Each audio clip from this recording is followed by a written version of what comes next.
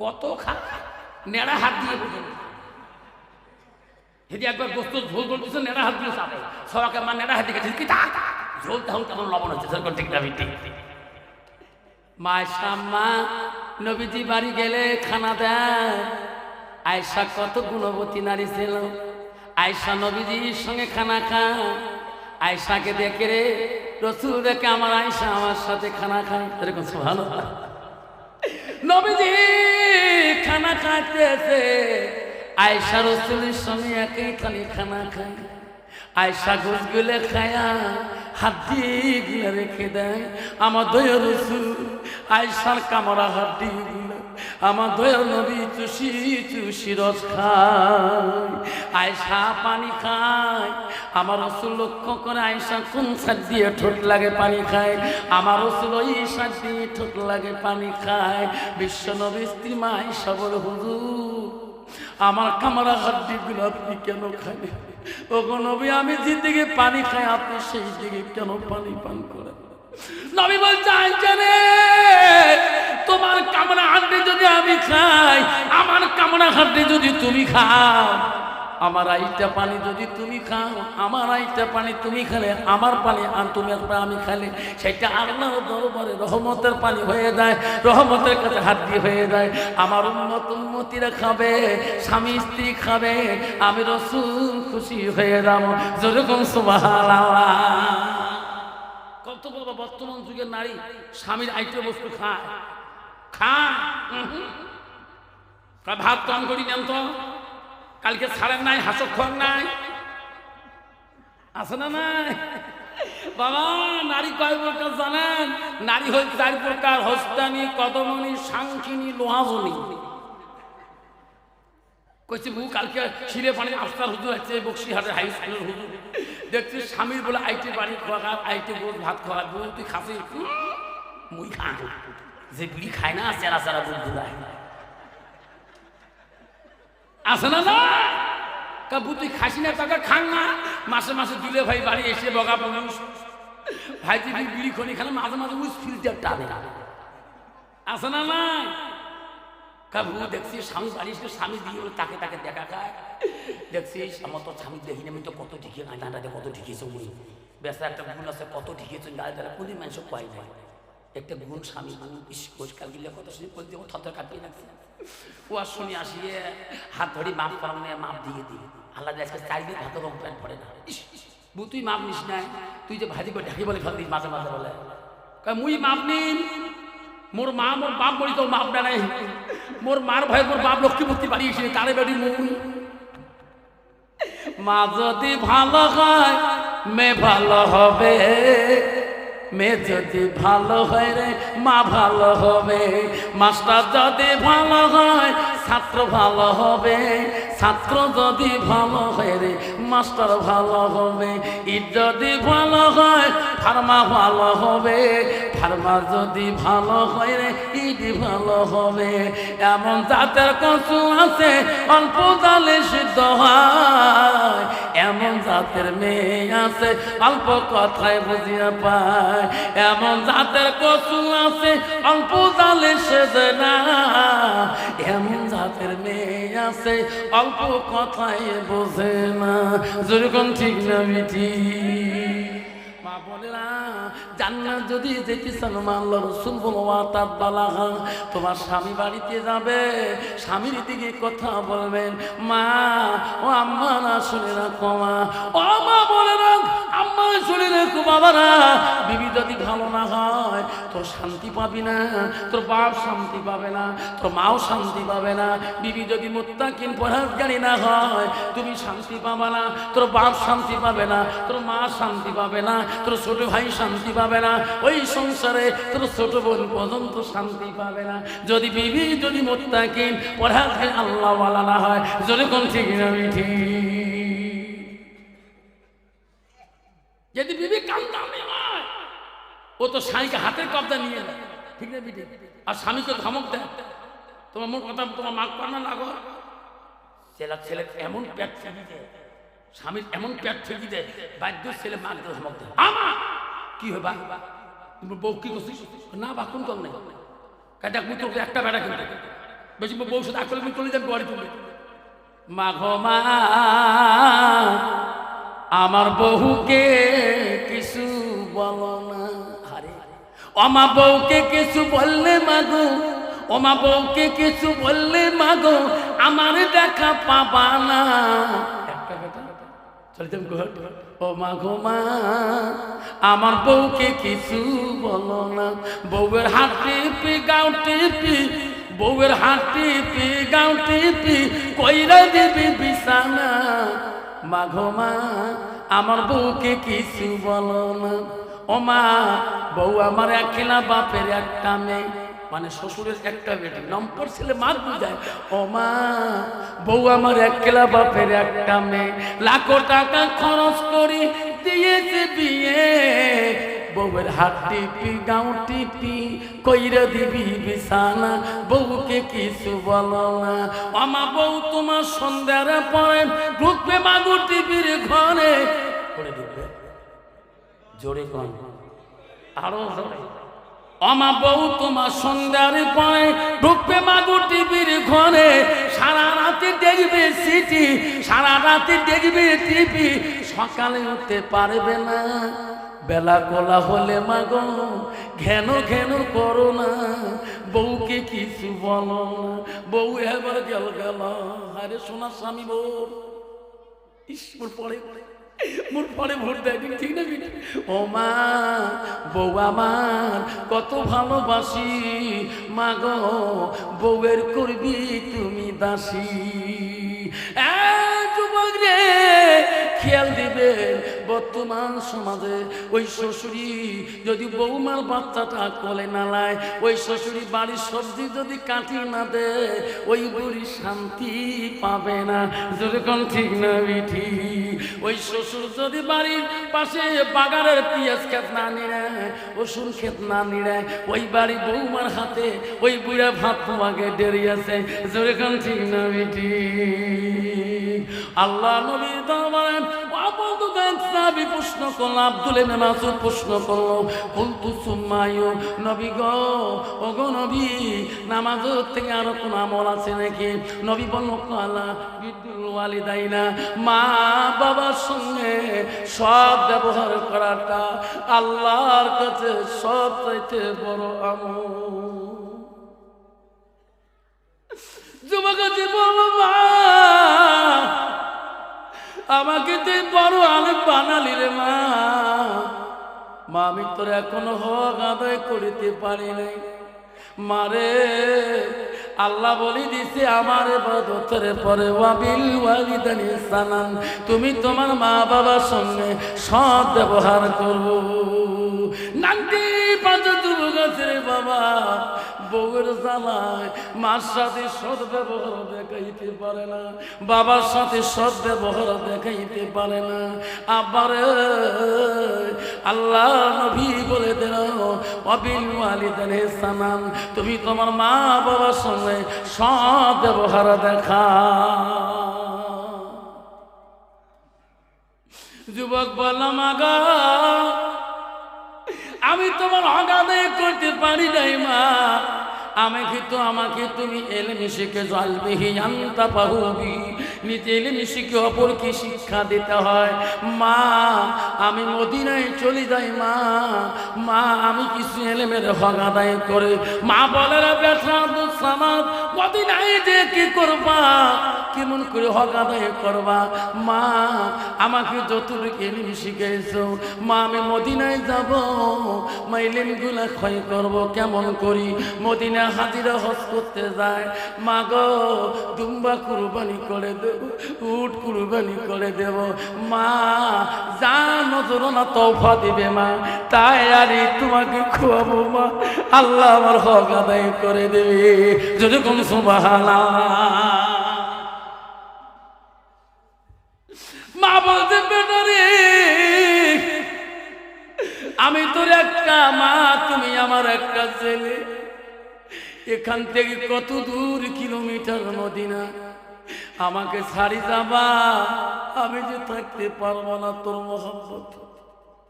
ছেলে বলছে মা বেশি দিন থাকবো না মা, অল্প কয়েকদিনের ভিতরে চলে আসবো। মা গো কান্দো না, মার কাছে খুশি মনে করি বিদায় নিয়ে চলে যাওয়া। বেটারে মনে রাখো বাবা, মনে রাখো আমাকে তুমি ভুলিও যায় না। আব্দুল সামাদ মদিনায় চলে গেলেন, উট জবাই করে, দুম্বা জবাই করে, হাজিরা খুশি করি, তওবা নজরানা দেয় নাই। হারে জবাই করতে করতে কয়েকদিন চলে গেল। হঠাৎ করে আব্দুল সামাদের মার কথার অন্তরে জাগিয়েছিল, হায় রে আমার মা তো বলছে বাবা বেশি দেরি করে আমি থাকতে পারি না। আব্দুল সামাদ রক্ত মাখা দেহটা নিয়ে তরবারটা খাপে ভিতরে ভুলিয়া কুরবানি বন্ধ করে বাড়ি মুখে রওনা হয়ে গেল। আমার মাটা দেখে আমার মনটা কেন কান্দে রে, আজ কদিন ধরে আমার মাটাকে আমি দেখি না। আব্দুল সামাদ বাড়ি মুখে রওনা হলেন। আস্তে আস্তে সারাদিন চলে গেল। আব্দুল সামাদ ঈশান নামাজের ওয়াক্ত হয়ে গেলেন। আজান বহু দূরতেই শোনা যায়। ওই বলছে আল্লাহ সারাদিনে জামাতে নামাজ পড়তে পারি নাই, আজান শোনা যাচ্ছে, আমার মনে হয় কিছু দূর জোরে গেলে আমি জামাতে নামাজ পড়তে পারবো। জোরে কোন সুবহানাল্লাহ। আব্দুল সামাদ দ্রুত বেগে গেলেন। আজান শেষ হয়ে গেল, তো রাস্তায় দ্রুত বেগে যেতে যেতে মসজিদ গেলেন। উনিও মসজিদের বারান্দায় পৌঁছে গেলেন। জামাতে নামাজ পড়ো শেষ হয়ে গেলি। সর্বনাশ, জামাত শেষ হয়ে গেল। নামাজ যখন শেষ হয়ে গেল সবাই বাড়ি মুখে রওনা হয়ে গেলেন। তিনি নামাজ পড়বি কি না পড়বি? মুত্তাকিন পরহেজগার মানুষ আল মসজিদুল বাইতুল্লাহ, আল্লাহর গজ্জে খলি থাকবে, সফর হালত হল নামাজ পড়তে হবে। সব মানুষ চলে গেল, ইনি উজুখানায় চলে গেলেন। উজু করবে, আফসোস থাকলে আল্লাহ জামাতি নামাজটা পেলাম। আল্লাহ রাসূল বলছি কেউ যদি নিয়ত করে খুব দ্রুত বেগে যায়, নিয়ত করে যায়, যদিও জামাত না পায় তো নামাজি জামাতের সওয়াব পাবে। তোরে কোন সুবহানাল্লাহ। আব্দুল সামাদ হাতে পানি দিল। এমন সময় মসজিদের পিছন থেকে কে বাসে করল, আমার বাঁচান, আমাকে বাঁচান। আব্দুল সামাদ সঙ্গে সঙ্গে উজু বন্ধ করে দিল। রে কোনো মানুষ তো নাই, সবাই বাড়ি থেকে চলে গেল। কে রে মসজিদের পিছনে কে গো, আমাকে বাঁচান। দৌড়ি দিয়া দেখে একটা মানুষ ওই ঘোড়ার পৃষ্ঠে চড়িয়া আর একটা লোককে জবাই করতেছে। আব্দুল সামাদ বলল ভাই না ভাই, তাকে মারিস না ভাই, তোর অন্যায় হবে, তোর ক্ষতি হবে ভাই, তাকে জবাই করিস না। এই কথা বলতে না বলতে ওই নিরহ লোকটাকে, ওই ঘোড়ার পৃষ্ঠে চড়া লোকটা জবাই করে থুয়ে চলে গেল। আব্দুল সামাদ কান্দা শুরু করে, আল্লাহ এখানে তো আমার বাড়ি না, এই গ্রামের মানুষ সবাই মসজিদ থেকে বাড়ি মুখে গেল, এই লোকটা যে খুন হয়ে গেল এই জায়গার লোক না অন্য সমাজের লোক, আমি তো চিনি না। আব্দুল সামাদ চিৎকার দিল, সমাজের ভাইরা, ভাইরে তোমার সমাজে খুন হয়ে গেল, ও ভাই মার্ডার হয়ে গেল। গ্রামের মানুষ সবাই এসে গেলেন। আসিতে গেলে যে মানুষটা চিৎকার দেয় তার গায়ে মাত্র রক্ত ছিটা, তার ঝোলায় রক্ত মাখা ছুরি, তার ছুরিতে রক্ত দাগা। যুবক তুমিও খুন করলি নাকি? তোমার গায়ে কেন রক্তর দাগ?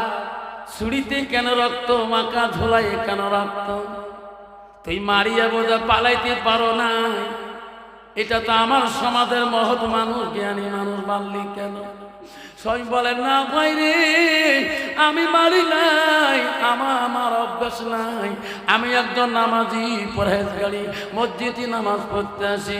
সবাই বলে না না, এটা নামাজের ইয়ার চলো না, ধরো পিঠাই করো, মারো পিঠাই করো। সবাই মারা শুরু করে দিলেন। মারিতে মারিতে আব্দুল সামাদকে মসজিদের জমিনে শুতে দিয়ে দিলেন।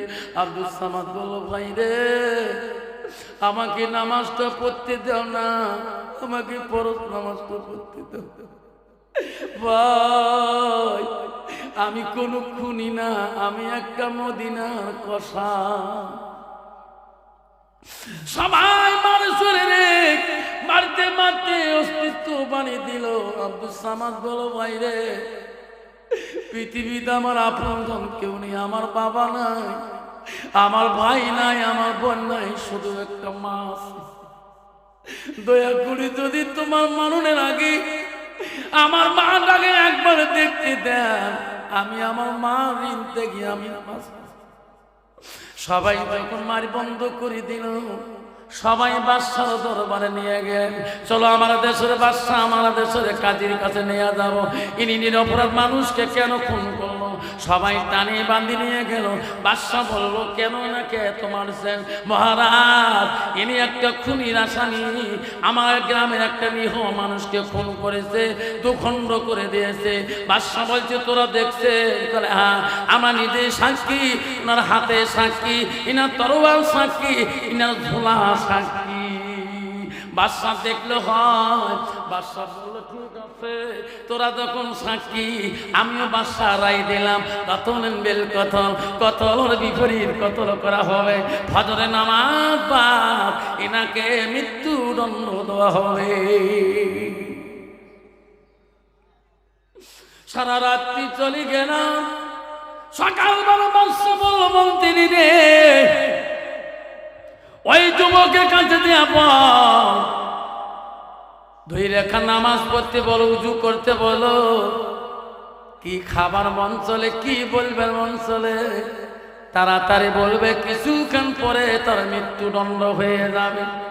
আল্লাহ রাসূল বলছে, পৃথিবীর জমিনে 7 শ্রেণীর মানুষ আল্লাহ আরশের ছায়ার তলে থাকবে, তাতে 1 নম্বর হলো ন্যায় বিচারক বাদশা।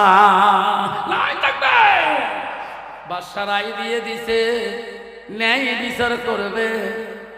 মন্ত্রী যা বলো রে যুবক, বাদশার আদেশ হয়ে গেল, উজু বানাও, 2 রেখা নামাজ, শেষ জীবনের নামাজটা পড়িয়ে নাও। আর কি খাবা, কোন বলার যদি ইচ্ছা আছে তারে বলো। যুবক আব্দুল সামাদ কিনে কিনে বলো, মন্ত্রী আমি কিছু খাইতে চাই না, আমি কিছু জীবনে কিছু খাবো না। হ্যাঁ মন্ত্রী, আমার বাদশার কাছে আমি একটা কথা বলবো, তারপরে মৃত্যু দিবে, আমার বাধা নাই।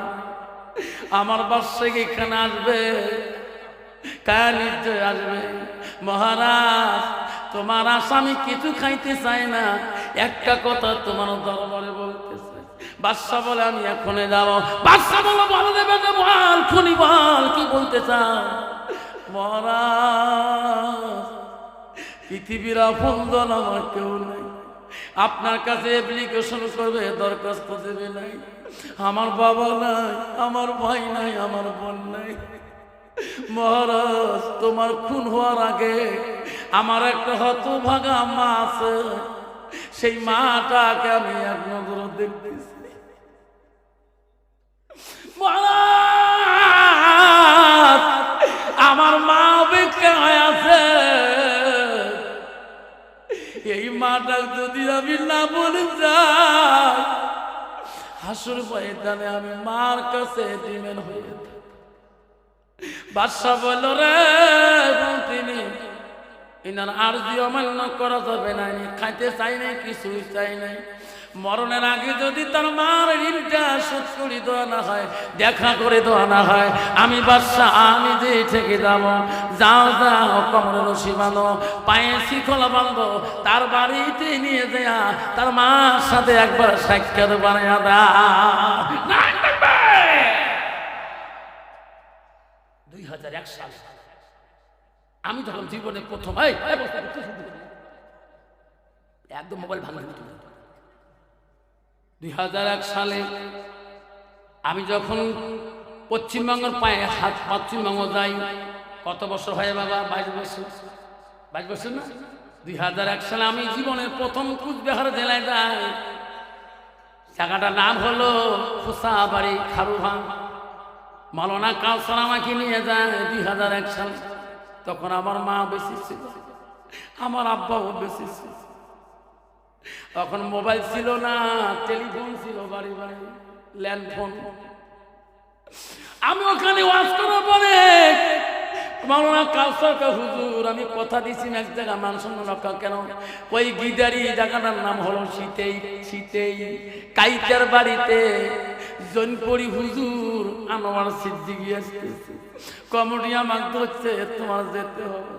আমি বলছি না রে কাউসার, আমার মার কাছে ওয়াদা দিছি আমি 2 দিন পরে যাব, কিন্তু আজ 3 দিন হয়ে যায়, আজকে করলে 4 দিন হয়ে যায়। না ভাই আমার মান সম্মান যাবে। জৈনপুরি হুজুর কাইতার বাড়ি খানকায় শীতেই বাজারে আছে, বাধ্য গেলাম রে। হুজুর জৈনপুরি হুজুর আনোয়ার সিদ্দিকী সাহেব আছে খানকায়। আমি হুজুরের কাছে মাথা ভুগে নিলাম, ওয়াজে গেলাম, ওয়াজ করতে কান্দি, প্রতি কথায় কান্না আসে। আমি ওয়াজ শেষ করি হুজুরের খানকায় বলে হুজুর আমার মনটা কেন কান্দে? আল্লাহর ওলি ওই দিন প্রমাণ করলাম। হুজুর মাথা হাত দিয়ে বলে আফসার এত বড় অন্যায় করলি, তোর মার বাধা দিয়েছি 2 দিনের চলে আজ 4 দিন হয়ে যায়, 2 দিন থেকে তোর মা খানা পিনা করে, তাড়াতাড়ি বাড়ি যাবে বেটা, তোর মা না তোর জন্য পাগলি হয়ে পড়িয়েছে। রাতারাতি শিলিগুড়ির গাড়ি ধরে দিল 5টি। সিদ্দিকী সাহেব বললো তাড়াতাড়ি এনাকে পৌঁছে দাও, শীতেই মরে মাথা ভাঙে। আমি বাড়ির দিকে আসলাম, তখন কোনো এই সুসুরি ছিল না, টোটো ছিল না, রিস্কে ছিল। আমি কুচবিহার আসলাম, আসি বাড়ির সামনে নামলাম, রিস্কা নিয়ে বাড়ি দিকে যাই। বেলা প্রায় 11টা 12টা বাজিয়ে যায়। বাড়ির কাছাকাছি পৌঁছে গেলাম, দেখি রে আমার মা বাড়ির বাইরে গাছের আমের গোড়ায় কাঁদতেছে। বড় ভাবি বলছে আম্মা তোমার আফসার মারা যায় নাই, ওই যে তোমার মাওলানা আফসার আসতেছে। ভাবি ইশারা করে বুঝি পাই, তবু মা মাথা তুলি দেখে নাই। রিস্কের সামনে আসলো, মাথা হেট করি মা কাঁদতেছে। দৌড়ি দিয়া মা হাত 2টা তুললাম, দেখি রে মা চোখের পানি দিয়ে মা বুক ভিজে গেছে। ওদিন মা বলছে বেটা আফসার মনে রাখিস, যেদিন তুই ছেলে মেরে বাবা হবি রে ওইদিন বুঝতে পারবি রে ছেলে মেয়ে কি দল। আব্বা মা মরে গেল রে সোনা, কান্দি তাকে ওয়াজ করে দিয়ে আমার কান্দি। বড় বেটি বল আব্বা তো আবার সময় যায়, বাড়ি আসলে দাদির কবর দেখলে কান্দিস। আমি কি তোর মা না? আমি বলছি বেটি রে ওয়াজ করি আসলে মা না রাতি 12টা 1টায় গরম পানি করে দে। মা বলছে ওয়াজ করিস না, তুই মাস্টার মানুষ, তুই ওয়াজ কেন করিস? বাবা তোর গালা নষ্ট হয়ে যাবে, তোর প্রিন্সিপাল গালি দেবে। আমি বলছি মা তুই দোয়া করবি মা আমার গালা নষ্ট হবে মানে। আজ 33 বছর হয়ে যাও আমাদের জীবন, মা মারা যাবার 16 বছর হয়ে গেল। এত জায়গায় ওয়াজ করি রে, আমার মার মতো মাটার পাই না। এইবার নেপাল রাজ্য গেলাম ওয়াজ করতে, 29 নভেম্বরের জীবনে নেপাল রাজ্য যাই নাই। এইবার বিহার গেলাম, কাটিহার গেলাম, পুনিয়া জেলা গেলাম, অন্য রাজ্য গেলাম, কিন্তু আমার মার মতো মাটাকে কোনো গ্রামে দেখলাম না। যুবক বলো মহারাজ আমি আপনার কাছে কিছু খাইতে চাই না গো, আমার মাটাকে একবার দেখতে দিবেন। বাদশা আদেশ করছে যাও নাকি নিয়ে যাও, হাতে কোমরে রশি লাগান, শিকল লাগান, আসামি যাতে পালায় না। ইনি খুনির আসামি, আমি বাদশা হলাম না, এই বিচারক বাদশা। বাড়ি দিকে নিয়ে গেল, ঘরে দরজায় দেয়া আব্দুল সামাম মাকে ডাকায়, মা দরজা খুলি দিবি দি। কেমন দোয়া করো মা, বিনা অপরাধে খুনির আসামি হয়ে গেল। মা বলে রে, মা ফজরের নামাজ পড়ি দোয়া করছিল। মা বলে আমার আব্দুল সামাদ তো মদিনায় গিয়েছে, আজকে তো 28 তারিখ না। মাস ডাক শুনতে শুনতে মা দরজা খুলে দিয়ে দেখে এত সকালে আমাকে কে রে মা করি দেখে। মা নামটি অতি মধুর ভুলিও না রে ভাই, মায়ের মতো আপনজন পৃথিবীতে নাই। মা নামটি অতি মধুর ভুলিও না রে ভাই, মায়ের মতো আপনজন পৃথিবীতে না। মা দরজা খুলি চিনল, কে রে বেটা তুই না বলো না, তোর হাতে কেন নসি, কোমরে কেন শিকল লাগা, পায়ে কেন শিকল লাগা, বেটা তুমি না আমার হক আদায় করবি, মদিনায় গেছো এলেন প্রচার করবি, তোর মাথা কেন ফাটা, মাথা দিয়ে কেন রক্ত পড়ছে। ছেলে বলছে মা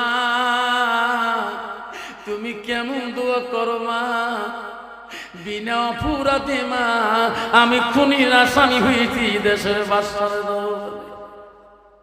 মারে। মা তোমার বুকের দুধ খেয়েছি মা, হক আদায় করতে পারিনি, আমাকে ক্ষমা করে দাও, আমি এখনই খুন হয়ে যাব মা, শুধু তোর চেহারাটা দেখার জন্য মা বাদশার কাছে অল্প কয় মিনিট সময়। মার পা দুটো তোর কাউরে রে, ও সোনা মা তুমি চলে গেলে পৃথিবীতে আর আমার কেউ থাকবে না, অন্ধকার। এই বয়সে যার মা বেঁচে আছে রে সোনা, ছেলের বয়স যদি 80 হয়, মার বয়স যদি 100 হয়, মা ছেলে একটাই গল্প করলে মার যে কত শান্তি, মার যে কত আত্মারা শান্তি পায়, বারবার ছেলে মাথা হাত দেয়। আব্দুল সামাদ চলে গেলে মা বিদায় নিয়ে মা বলো বেটা দা, এই বাদশা তো নেই বিচারক, বেটারে আমি বলি দিলাম আমার কাছে ফাঁকি দিতে পারো, যদি তুমি খুন করেছো খুনের বদলা আল্লাহ দিবি, আর যদি খুন করো না আমি মা দোয়া করবো রে বেটা। দেশের বাদশা কেন, দেশের মন্ত্রী কেন, কেউ তোমার ক্ষতি করতে পারবে না। যদি কম সুবহানাল্লাহ। বাবা যার মার আশীর্বাদ আছে, যার বাপের আশীর্বাদ আছে, কোনোদিন ক্ষতি হবে না। আর যদি মা বাবা অভিশপ্ত পেয়েছে, আল্লাহ রসুলের কাছে একটা মহিলা আসলে কি রাসূলুল্লাহ আমি আপনার কাছে আসলাম, কেন মা কি হয়েছে? হুজুর আমার স্বামী অসুস্থ, কথা বলতে পারে না, জবানে কথা আসে না, ওগো নবী দোয়া করে দেন। নবী বলল তুমি কে? হুজুর আমি একদম তোমার সাহাবীর স্ত্রী। রাসূল বলল তুমি কোন সাহাবীর স্ত্রী? হুজুর আমি হযরত আলকামার স্ত্রী, আমার স্বামী আলকামার জবানে কথা বলতে পারে। নবী বলল বিল্লাল রে, এই আলী, এই সালমান। আলকামার বলে জবান বন্ধ হয়েছে, যাও। ওনার বিবির মুখে শুনলাম আমি নবী বিশ্বাস করি না, তোরা নিজেই প্রমাণ করে আসো। হযরতে বিল্লাল, হযরতে আলকামা, হযরতে সালমান তিনজন সাহাবী লাফ দিয়ে দৌড় মারল আলকামার বাড়ির দিকে। যে দেখে হয় আলকামা জবান দিয়ে কথাই বলতে পারে না। হযরত আলী বলল বিল্লাল রে একটু দোয়া করি আমার সাথী ভাই সাহাবী। হযরত আলী দোয়া করলেন, দোয়া কবুল হলো না। আলী বলল বিল্লাল আমার দোয়া আল্লাহ কবুল না করতেও পারে। চলো বিশ্ব নবীর দরবারে কথাটা জানি দেই যে আলকামা বিবি যা বলছে হুজুর সেইটাই সত্য। বেলাল বলল হুজুর হ্যাঁ। আলকামার জবানটা বন্ধ হয়ে গেছে। নবী বলল বেলাল আলী আর একবার যাও। আলকামার মা বাবা বেঁচে আছে নাকি আমার কথা বলি দাওয়াত দিয়ে আসলে। বেলাল রে, যদি মা বাবা বৃদ্ধ হন কষ্ট দিয়ে দাওয়াত দিবা না, আমি রাসূলুল্লাহ নিজেই দেখা। বেলাল চলে গেল। আলী ভাই যে দেখে আলকামার বাবা নাই, মারা গিয়েছে, তার বৃদ্ধ মাটা আছে গো। হযরতে বেলাল আলকামার মার দরবারে যাব। সে বুড়ি মা আমাকে তো চিনবেন না, আমি নবী সাহাবী হযরতে বেলাল। অপরে মা আমার বিশ্ব নবী, কেন বা তোমাকে ডাকিলেন, কেন বা তোমাকে দাওয়াত করলেন, তোমার সাথে দেখা করতে চাই। বুড়িমা আপনি যদি কষ্ট পান, যেতেই না পারেন, আমার রাসূল নিজে আসি দেখা করবেন। আলকামার মা বলে আল্লাহ আমার দয়ার রাসূল রে, এত কষ্ট করি আমার বাড়ি আসবে, আমি আলকামার মা বড় গুনাহগার হয়ে যাব।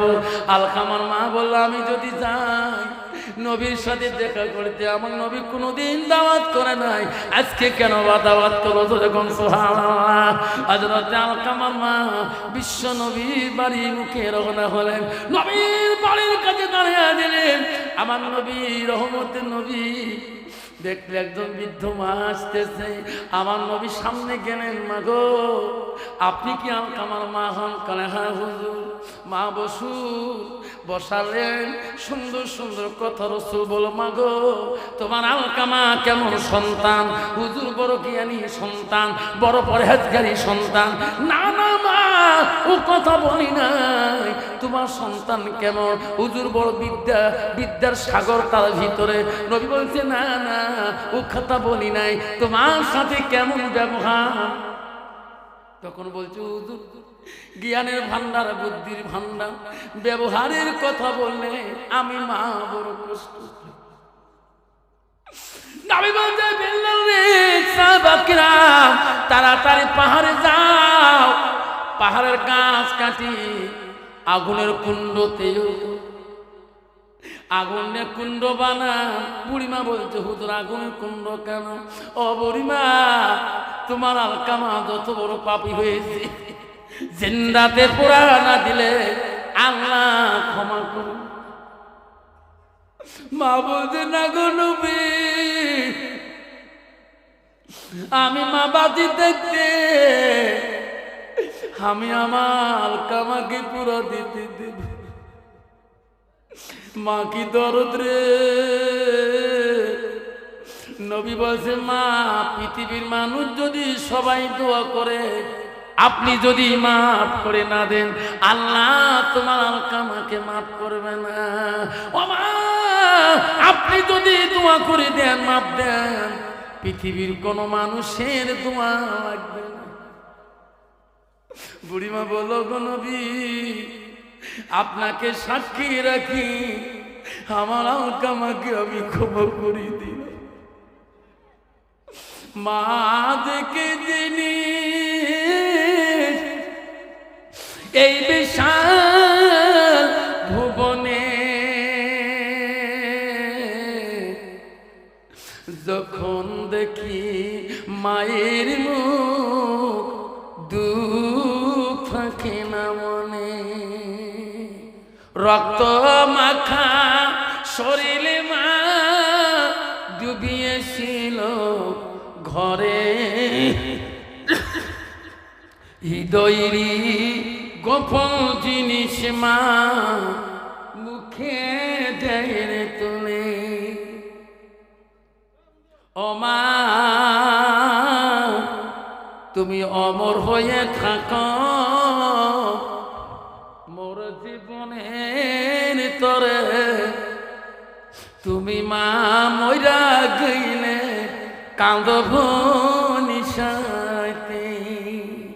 আব্বা কষ্ট হচ্ছে, জোরে বলুন। হয়নি বা কষ্ট মনে করবেন না বাবা, অল্প সময়, তারপরে হুজুর এসে যাবে। কষ্ট হচ্ছে বা কাকে হয় হাত তুলে দেখে হুজুর কষ্ট হয়নি, তাকবীর লাগান, নাই তাকবীর। বড় ওলি ছিল আব্দুল কাদের জিলানী, সব অলিদের অলি, সব আউলিয়াদের আউলিয়া। গভীর রাত হয়েছে, আব্দুল কাদের রাস্তা দিয়ে যায়, পথ দিয়ে যায়, বহুদূর থেকে দেখে রে বিশাল একটা নদী দেখা যায়। আল্লাহর ওলি আব্দুল কাদের জিলানী রহমাতুল্লাহ দেখে ওই নদীর কিনারে একটা বৃদ্ধ মা বসে বসে কাঁদতেছে। আল্লাহ ওলি কাক বলে রে, আল্লাহর ওলি কাক। শোনারা, আব্দুল কাদের আস্তে আস্তে ওই নদীর কিনারে বৃদ্ধ মা তার কাছে। বৃদ্ধ মা চিনতে পারে না ইনি সব অলিদের অলি, সব আউলিয়াদের আউলিয়া। নাই থাকবে আব্বারে, আল্লাহর অলিকে চেনা বড় মুশকিল, আল্লাহর অলিকে চেনা যায় নাই, বড় মুশকিল বাবা। ও শোনারা, আল্লাহর অলিকে চেনা বড় কঠিন বাবা। জনগণ আব্বারা আমার শোনার চাল না, আব্দুল কাদের জিলানী বুড়িমা চিনতে পারে না। সামনে যে বলল, ও বুড়িমা, এত রাইতে নদীর ঘাটে বসে কাঁদছে, কোনো মানুষ নাই, কোনো প্রাণী নাই, কেন গো ওখানে কাঁদে? মিডিয়া বন্ধ করে দিবে, কেন বসে কাঁদলেন? আব্দুল কাদের জিলানী রহমাতুল্লাহ বলছে, বলেন মা গো মা, কি হয়েছে, তোমার কি বেদনা? বুড়ি বলছে, বেটা আমার মনে যেটা আঘাত, মনের বেদনা, আমি তোমাকে খুলি বললে আমার শান্তি হবে না। বেটারে কি বলবো, তুমি চলে যাও।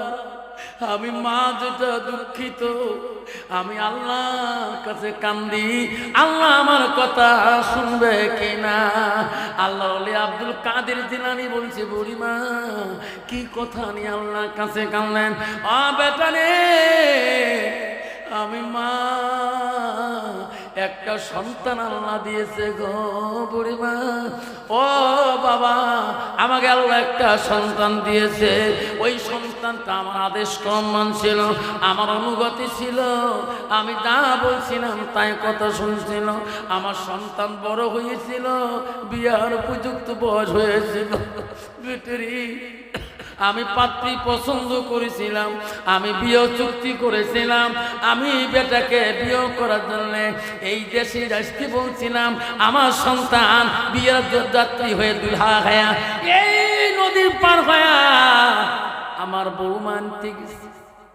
কিন্তু যখন বৌমাকে নিয়ে নদীর পার হয়ে আসে, অর্ধে নদী আসার পরে রে বেটা বিশাল ঝড় তুফান হয়ে যায়।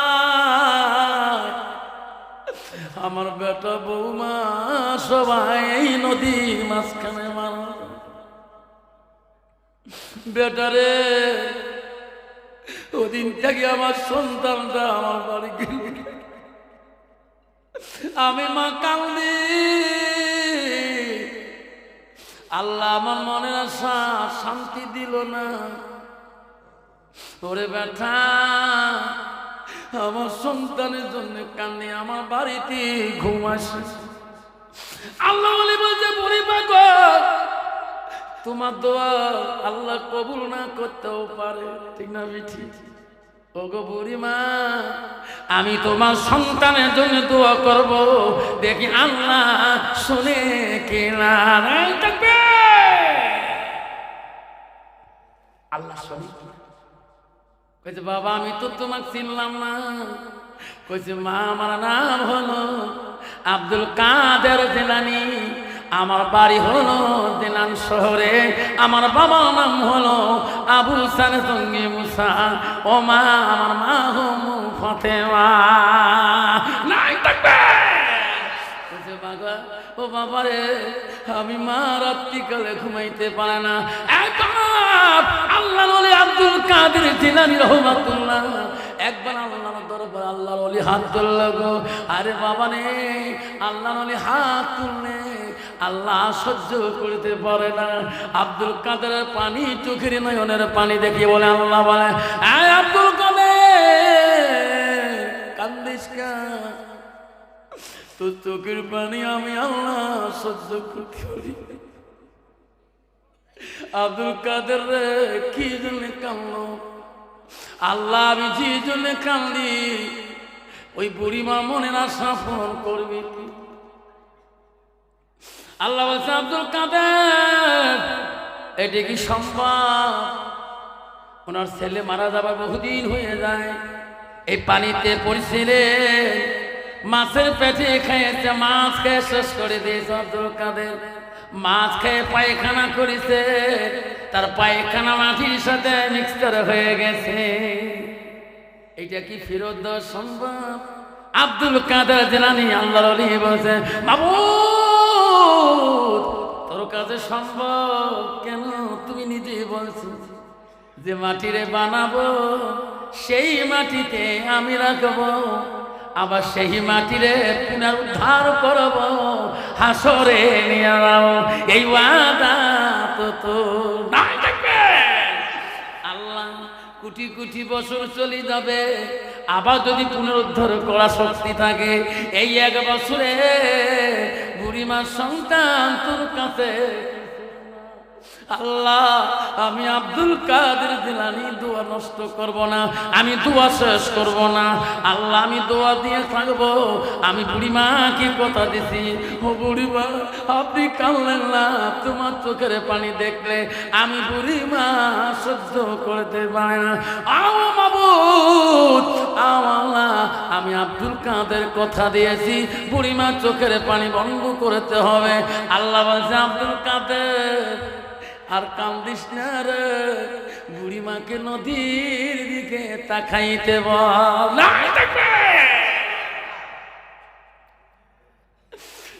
আব্দুল কাদের কান্দিস না, বুড়িমাকে নদীর দিকে তাকাইয়া দেখতে বল, আদরের সন্তান আমি ফিরে দিয়েছি। নাই থাকবে আব্বা আমার সোনা। আল্লাহর ওলি কাকে বলে?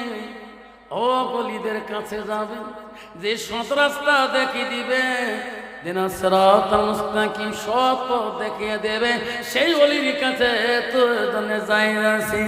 আব্বা যুবক রে, খবরদার খবরদার, আব্বা বাবা 5 ওয়াক্ত নামাজ পড়বেন।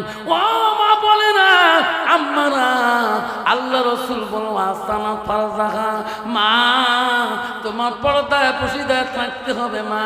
এখনো তোমার পেটে থাকি আল্লাহর ওলি আব্দুল কাদের জিলানীর মতন আলেম আসবে, মুফতি মাওলানা তোমার পেটে থেকে আসবে। যদি তুমি পর্দা নিশি হও, মুত্তাকিন পরহেজগারি হও, আল্লাহ ঠিক না বেটা? তুমি এটা হইতে হবে আল্লাহ মুত্তাকিন পরহেজগারি।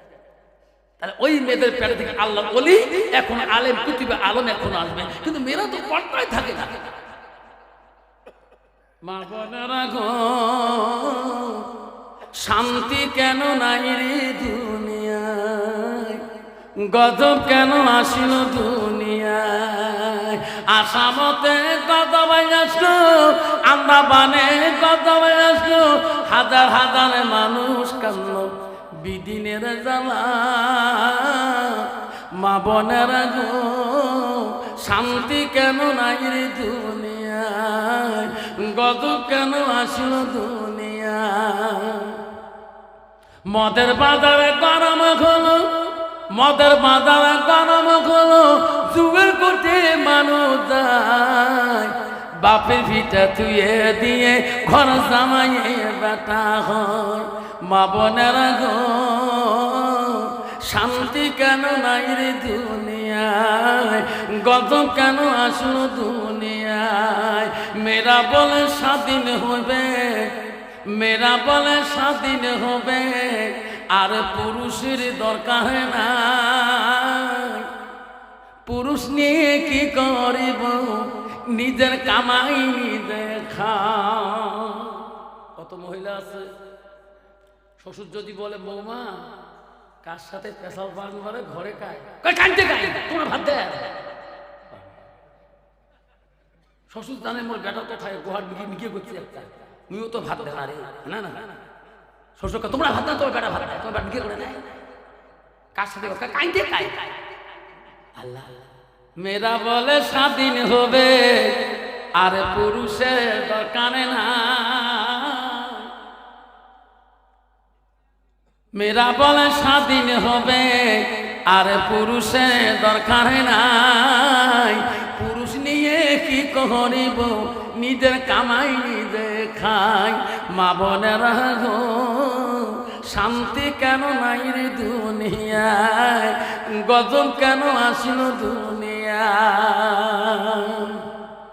নিজের বাপকে বাপ বলে না, নিজের বাপকে বাপ বলে না, শ্বশুরকে যে আব্বা কয়। মার কপালে ভাত জোটে না, শাশুড়িকে আম্মা কয় আম্মু। আছে না কত যুবক আছে নিজের বাবাকে বাপটাও না কয়, বুড়িয়ে করে। ছেলেকে বাবা তো দাদা করে, তো বুড়ি দাদা করে। কি লজ্জা থাকা, হায়া থাকা দরকার। আর শ্বশুর বউ শিখিয়ে দিচ্ছে, দেখছে তোমার বাবা বুড়িয়ে করার পারো, আমার তুমি জলের সময় বুড়িয়ে করে আব্বা কোয়া হবে। ঠিক আছে, no tension, no matter. 3 KG Mishti Sagar হোটেলে 3 কেজি মিষ্টি নিয়ে ব্যাগের পাশে তুলে নিয়ে 1 কেজি দেখে শ্বশুর বেরিয়ে বাড়ি বসিয়েছে, দেখো আব্বা সালাম আলাইকুম, তোমারও গজব হোক, বড় গজব হোক। যখন ঠিক না বিঠে, নিজের বাপকে বাপ বলে না, নিজের বাপকে বাপ বলে না, শ্বশুরকে যে আব্বা কয়। মার কপালে ভাত জোটে না, শাশুড়িকে আম্মা কয়। মা বোনেরা গো শান্তি কেন নাই রে দুনিয়ায়, ভাই বন্ধুরা গো শান্তি কেন নাই রে দুনিয়ায়। রাসূলুল্লাহ বাড়িতে আছে, এক হাদিস আছে, আসি দেখে হযরত আয়েশা বসে আছে। ওই দিন রাসূল হাদিস আছে, ওই দিন নবীর বাড়ি বাতি মম ছিল না, অন্ধকার ছিল না, অভাব। আয়েশা রাসূলকে দেখে খুশি হয়ে গেল। রাসূলুল্লাহ ঘুমাইলে আয়েশা ঘুমাই। কি মহব্বতের নবী রে, আয়েশার এত ভালোবাসা নবী রে। আয়েশা নবীকে নিয়ে ঘুমাই। গভীর রাত হয়েছে, আয়েশা জাগ্রত হয়ে হট করে দেখি নবীজি সামনে বিছনায় নেই। নবী কোথায় গেল রে, আমার নবী কোথায় গেল? অন্ধকার, মন নাই বাতি নেই ঘরের ভিতরে। আয়েশা কান্দে, ওরে বাবু আমার নবীকে কোনো দুশ্মন নিয়ে গেল নাকি? আমা বলে না, স্বামীর কি ভালোবাসে গো। আয়েশা পৃথিবীর জমিনে দেখিয়া গেলেন। আয়েশা কান্দে, অন্ধকার ঘরের ভিতরে সেই রুমে কানতে কানতে আয়েশা হাসতায়, অন্ধকারে হাসতে হাসতে যায় ঘরের কোনায় দিকে। ওই সময় আয়েশা মা আম্মাজানের হাতটা রাসূলুল্লাহর মাথার মধ্যে লাগিয়ে দেয়। দেখে রে নবীজি সিজদার মধ্যে পড়ে কাঁদতেছে। হুজুর কাঁদলেন কে গো? আপনি বিছনায় রইলেন না, বিছনায় থাকেন না। হুজুর আপনি এত কাঁদেন, আপনার কি ঘুম নাই? আপনি কি আরাম করবেন? নবী বলছে আয়েশা আমি যদি বেশি ঘুমাই আমার উম্মতরা বেশি ঘুমাইবে, আমি বেশি আরাম করলে আমার উম্মতরা বেশি আরাম করবে।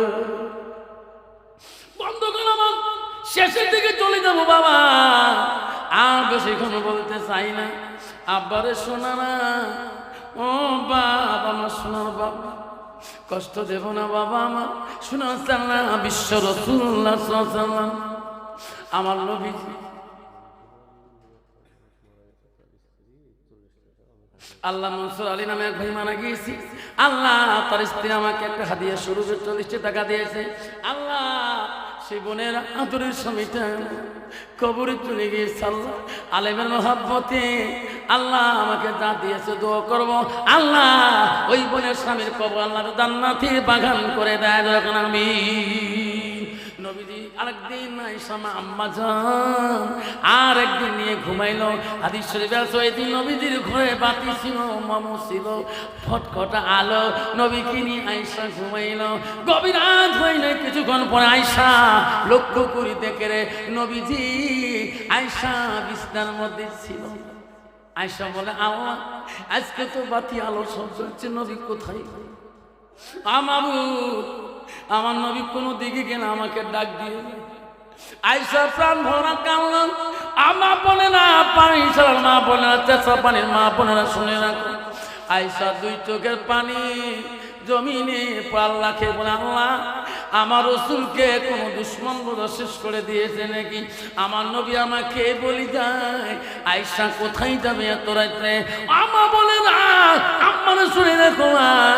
আয়েশা বুক ভরা কান্না সহ্য করতে পারল না। আয়েশা জানে রে নবী আমার কারো বাড়ি যাবে না, নবী কাঁদতে কোনোটাই গেলে আল মসজিদুল বাইতুল্লাহ আল্লাহর ঘরে যাবে, আল্লাহর বাড়িতে যাবে।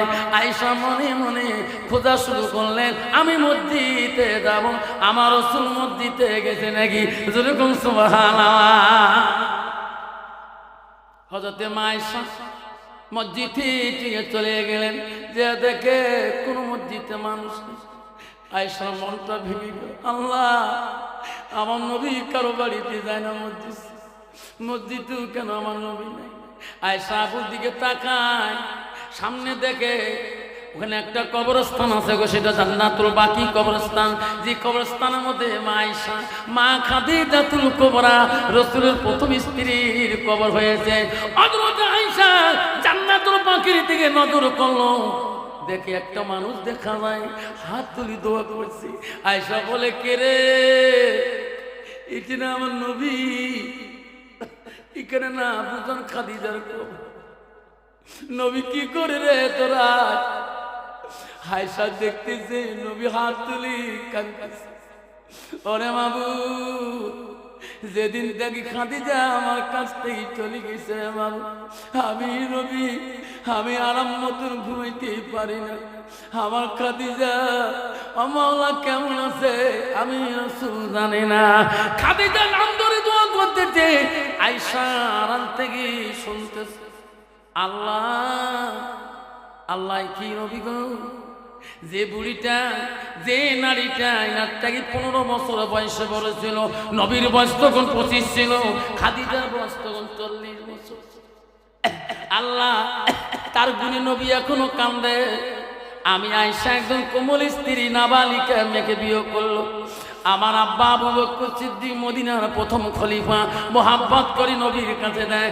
আল্লাহ নবীর জীবনে একদিন খিদমতে ত্রুটি করলাম না, আল্লাহ আমার নাম নবীজি দুয়ার মধ্যে একবার। আয়েশার মনে আবেগ, নবী যাতে জানে না আমি আসছি। আয়েশা আড়াল হয়ে যায়, নবী জানতে পারল না। আয়েশা বাড়িতে গেল, আয়েশা নামাজ আদায় করলো, নবীজি নামাজ পড়ি বাড়ি দিকে গেল। ও মা বলে না আমার মতো নারী নবী আয়েশা স্ত্রী ছিল না। নবীকে খানা খাইতে দিল, হাসি খুলি কথা বললো, নবীর সামনে বসে একটা প্রশ্ন করলো, রাসূলুল্লাহ হাবিবুল্লাহ আমি একটা কথা তোমার কাছে বলতে চাই। নবী বলে আয়েশা রে তুমি যত বলবা আমি নবী অত খুশি হয়ে যাব। নবীজি স্ত্রী মা আয়েশা যত প্রশ্ন করেছিল নবীজি প্রতি কথার জবাব দিয়েছিল। যেরকম সুবহানাল্লাহ। আমার মতো দিবি না কি হল কাটে ভাষা কার কাছে গল্প করছে হজের সময় জম্বুড়ি তরত আইলা ভাত দিবে, ঠিক না বিধি বাবা? নবী স্ত্রী মা আয়েশা আস্তে আস্তে বুঝে হুজুর আমি একটা কথা বলতে চাই। কি গো আয়েশা? ও গো যে স্ত্রীটা তোমার থেকে 15 বছর বয়সে বড় ছিল, তিনি একজন বুড়ি স্ত্রী, তার ভালোবাসা তোমার অন্তরে এখনো গাথা। ওগো নবী আমি আয়েশা কম, আমি একটা নাবালিকা মেয়ে, আমার আব্বা তোমাকে ভালো পেয়ে বিয়ে দিছিল, বুড়ি স্ত্রীর নাম ধরে দোয়া করেন আমার আয়েশার নামটা কি একবার নিলেন? ওগো নবী, আমার ভালোবাসা কি তোমার অন্তরে লাগে না? আমার নবী জবাব দেয় না রে, কথাও বলে না, মা বলে না। ওই সময় নবীজির দুই চোখ দিয়ে পানি ছাড়ে দিয়েছে। নবীর চোখের পানি দিয়ে দাঁড়িয়ে ভিজে যায়, নবীর শরীরে রোগগুলো খারাপ হয়ে যায়। আয়েশা বলল, আল্লাহ, অন্য দিন নবী উত্তর দেয়, আজকে কেন উত্তর দেয় না? নবীর চোখের পানি কেন ছাড়িয়ে দিল? আয়েশা মনে মনে ভরে আমার গুনাহ হয়ে গেল। আমার নবী যদি নারাজ হয়ে যায়, আমার আয়েশার ইবাদত আল্লাহ পছন্দ করবে না। সঙ্গে চলে আয়েশা নবীর কাছে ক্ষমা চাইল, হুজুর আমাকে ক্ষমা করে দাও। এই প্রশ্ন উত্তর না দিয়ে আপনি কাঁদলেন কেন? তখন নবী উত্তর দিল, আয়েশা তুমি কি বললি রে, কি করলি তুমি? আয়েশা রে, আমার খাদিজাকে কেন তুই বুড়ি বললি? আয়েশা,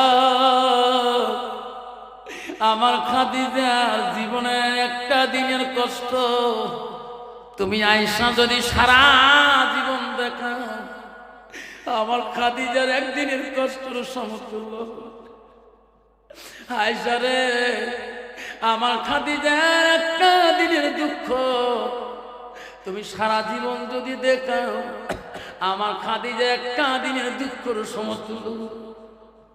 ওরে আয়েশা, আমার খাদিজা সেই সিরিয়ার সম্রাট রানী ছিলেন। আয়েশা রে, সব পরিত্যাগ করি আমার কাছে খাদিজা যখন আসছে কিছুই ছিল না। আয়েশা রে, আমার খাদিজা ছিল দুঃখের দিনের বিবি, আর তুমি আয়েশা হলি সুখের দিনের বিবি। আব্বারা আমার শোনাচ্ছেন, মা বোনেরা, ও মা, তোমার স্বামী গরিব হইতে পারে মা, মা ওই মা পিলপিলি চলে খাতে পারে, রিস্কা চলে খাতে পারে, কুলিগিরি করতে পারে। মা গো, স্বামী কন্যায় বলবি না, অত্যাচার করবি না, গালি গালাজ পারবা না, ওয়া তাত বালাহা, স্বামীকে ভালোবাসবা। আল্লাহ রসুল বলছে, ওয়াজাউজুহা আনহারা দিন, তোমার স্বামী যদি তোমার বেরাদে খুশি হয়ে যায়, রসুল বলল দাখালাতিল জান্নাত, সে মেয়েটা হবে জান্নাতের অধিকারী। নাই থাকবে আমার বান্ধবগণ, আমার শোনার জানালা, আপনাদের কষ্ট হয়ে যাচ্ছে। আব্বা, ও বন্ধু, শোনার জানালা, আব্দুল সামাদ চলে গেল মা দরবার থেকে। মা, আর জন্মে দেখা হবি না রে মা। মা গো, আমাকে এখনই জবাই করবে, তুমি দোয়া করবি নি? আব্দুল সামাদের মা বলল, বাবা জানে বেতন যা, আমি কথা দিলাম তোর জন্য দোয়া করব। যদি তুমি অপরাধী মানুষকে খুন করেছো, খুনের বদলা পাবি। আর যদি খুন করো নাই, তাহলে দেশের বাদশা কেন নাই, প্রাণ কেন? আমি মা দোয়া করবো রে, কেউ কিছুই করতে পারবে না। আব্দুল সামাদ চলে গেল, হাতে শিকল বান্ধা, পায়ে শিকল লাগা, বাদশা জেলখানায় ওই খুনের জায়গায় চিৎ করে দিল। ও ঘাতক, এখনই চিৎ করে শুয়ে রাখো। বাদশা নিজ হাতে তার কান্নাটা খণ্ড করে দেবে, কারণ ইনি মুসলমান রূপ নিয়ে মুসলমান মানুষকে খুন করতে যায়। বাদশা নিজ হাতে খুন করে দেবে। চিৎ হয়ে শুয়ে পড়লো আব্দুল সামাদ। আল্লাহর কাছে আব্দুল সামাদ কাঁদে, হাত বান্ধা, পা বান্ধা। বাদশা তরোয়াল নিয়ে দুখণ্ড করে দেবে।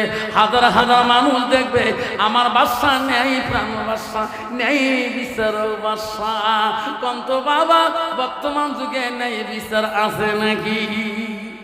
যেখানে আছে নাই। বর্তমান যুগে হলো টাকা যার, মস্তানি তার, পার্টি যার, জয় তার, আর দুষ্টমি যার, ভোট তার। যেরকম ঠিক না ঠিক? বাদশার কাছে নত হয়ে আব্দুল সামাদ চিৎ হয়ে এলো, আল্লাহর কাছে কাঁদে, আল্লাহ তুমি রহমান, তুমি দয়ালু।